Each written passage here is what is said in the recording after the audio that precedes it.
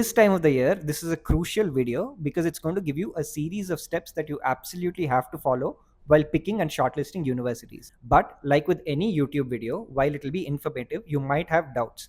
If you have doubts about how to shortlist universities, you can always schedule a free consultation call with my team and have your doubts cleared at a time of your convenience. Isn't that better than commenting your questions and waiting for answers endlessly? Stay tuned for the rest of this video and schedule your free calls after.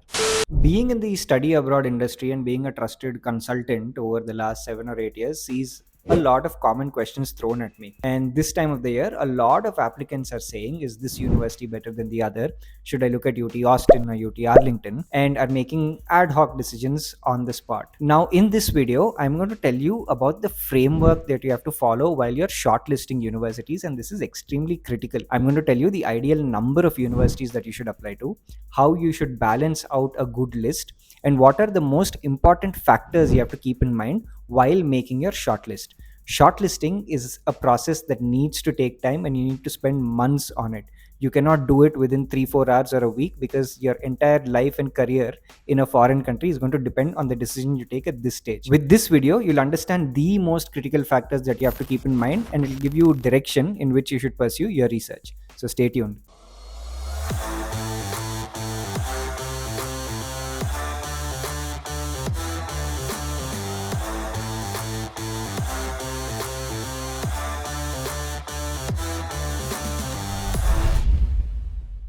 I'm going to start off by telling you the ideal number of universities you should have on your shortlist. Typically, I would recommend that you have about 8 to 10 universities on a shortlist and maybe fill up your list with slightly more ambitious options. A common mistake that I see students make by the end of the application process is that because they were unaware or they want to play it too safe, they have 4 or 5 safeties on the list and are sitting on 4 admits at universities which are all at the same level and perhaps the kind that don't do justice to the profile at hand. Hence, if you're applying to 8 or 10, it gives you a little bit more leverage to apply to more ambitious schools at the top, and you can keep your couple of safeties which should be fairly guaranteed. So essentially, that is the number of universities and the kind of balance you should have from top to bottom in terms of ambitious, moderates, and safeties. Now that you know the number of universities that you have to apply to, I'm going to tell you about the factors for shortlisting. The most important factor that you have to consider is the reputation of the program. Again, I'm making it clear, reputation of the program, not of the university. I see too many applicants and students come to me blindly wanting to apply to, say, the Ivy League or applying to the top universities in the QS rankings. This has nothing to do with the job opportunities that you're going to have after you graduate. The individual program's reputation in the industry and the quality, the kind of research, the kind of faculty, the kind of internships that students have gotten into post the program is the biggest factor that you have to keep in mind. Please don't look at global rankings blindly because they have little or nothing to do with jobs for international candidates. Reputation of the program, number one, most important thing. Everything else only comes after.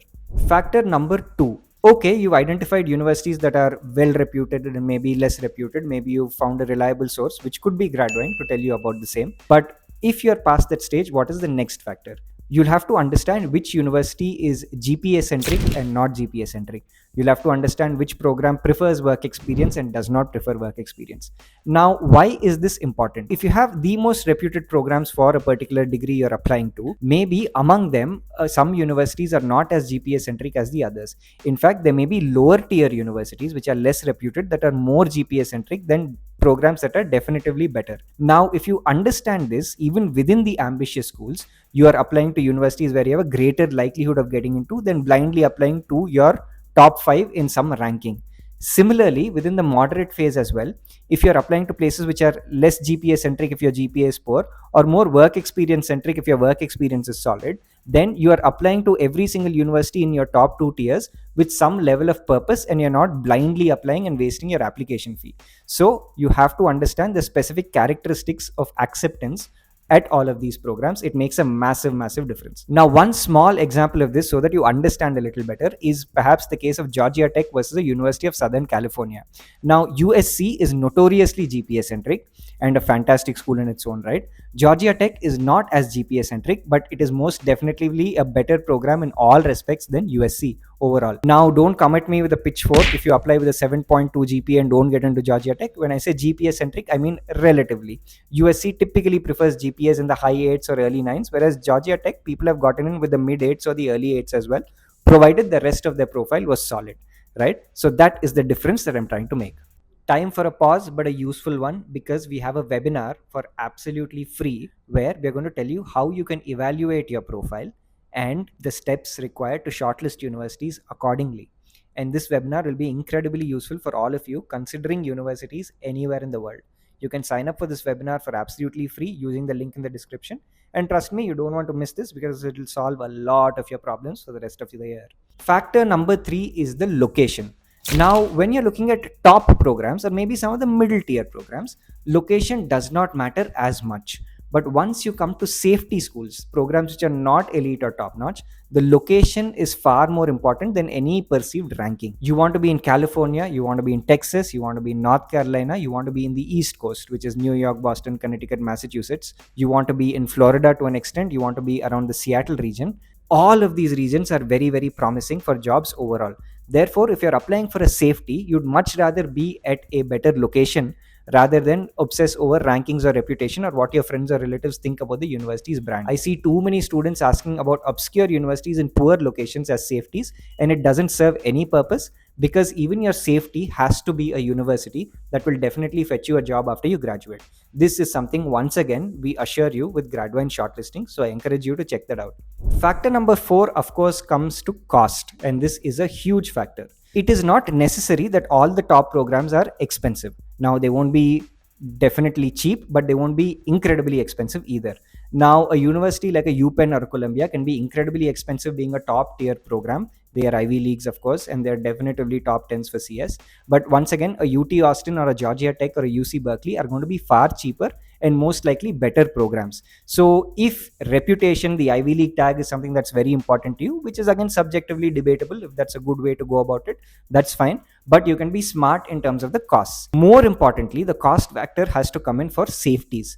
You don't want to be going to an expensive safety because it doesn't give you the added brand value. Therefore, you want to look at safeties in good locations that are lower cost. San Jose State University, for instance, is an outstanding one for computer science. You're in a fantastic location. Everybody who goes there gets a job and it does not break the bank. In fact, it's fairly cheap overall. These are the kinds of safeties you want to pick. If you're looking at some programs at perhaps a Boston University, there can be incredibly expensive, for instance, and therefore not a great safety to have. You have to keep this in mind while picking your safeties. You don't want to break the bank. And even for your top tier schools, you will find reasonably priced top tier schools as well, which don't have to be incredibly expensive. All right, we are going to factor number 5, which covers multiple related factors. Why I'm combining the two is, of course, because this is a top 5 video and therefore it has to be catchy. And we are doing a little bit of cheating and adding multiple factors. This factor is going to be the likelihood of getting TAs, RAs, on-campus jobs, and scholarships. Now, needless to say, some universities are more likely to give you scholarships than the others. For example, Virginia Tech has given a lot of our students a 100% scholarship along with a stipend. Some universities like Dartmouth, irrespective of your profile, if you get in, they waive off your tuition fee by 40% if you cannot afford the fee. You have to understand which universities offer these scholarships, and you'll find that some potentially expensive universities become very cheap because they have more funding in hand that they translate to you in terms of scholarships. You have to keep this in mind. In addition, a lot of universities do convert you to in-state tuition if you get any sort of scholarship, even if it's $1,000. Texas A&M is one of these, and a lot of them also will waive off your tuition fee if you get a TA or an RA.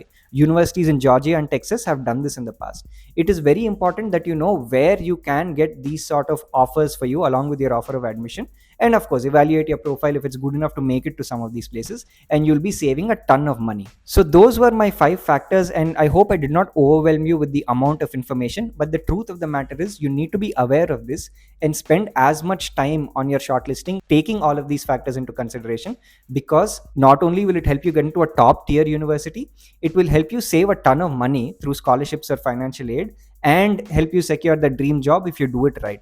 This is the reason why I'm doing this video, because people are randomly talking to their friends and relatives and hearing about universities and groups and listening to consultants who are trying to promote universities, and then they make a list. And a lot of these lists don't have a head or a tail. They're just a random bunch of universities thrown in. And out of 10 or 12 that they're considering, at least 5 or 6 are absolutely not worth applying to. Make a balanced shortlist with these factors in mind, spend enough time on it, and start early with this, and you'll be absolutely fine. You will not regret it at all. So I hope you found this video useful. Of course, share it with your friends who might be thinking of applying abroad. It will save them a lot of pain later on. And please like, share, and subscribe to our channel as well, because it will help us reach more eyeballs, which is always good for us.